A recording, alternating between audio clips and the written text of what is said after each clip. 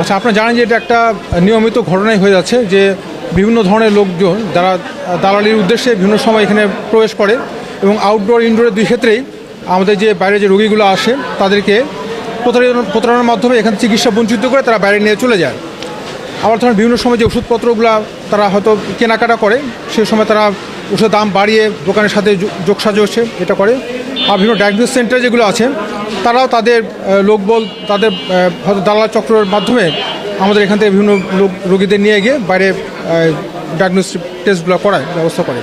আর এছাড়াও আমাদের যে নির্ধারিত সময় আছে সেই সময় বাইরেও আমাদের ওষুধ কোম্পানির লোকগুলো এখানে ঢুকে তারাও আসলে এক্ষেত্রে চিকিৎসার ক্ষেত্রে বিঘ্ন সৃষ্টি করে।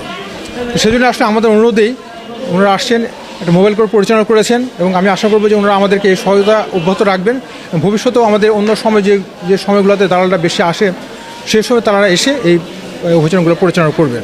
আজকে কতজন শনাক্ত করা হয়েছে দালালকে এবং তাদেরকে কি শাস্তি দেওয়া হয়েছে? আচ্ছা, আজকে যেহেতু ওনারা তাহলে প্রথমে আসছেন এবং আসলে তারা আজকে এখানে এসে একটা রেকি করে গেলেন, দেখে গেলেন এবং সেই র্যান্ডমলি হয়তো কয়েকজনকে পেয়েছেন, তাদেরকে ধরেছেন, তাদেরকে হয়তো তারা আপনার ওইভাবে ব্যবস্থা না নিয়ে তারা তাদেরকে পরামর্শমূলক ব্যবস্থা করেছেন এবং ভবিষ্যতে যাতে তারা না আসে এবং যাতে এটা দালাল মুক্ত হয় এই জন্য তার ব্যবস্থা নিচ্ছেন এবং নেবেন আমি আশা করি।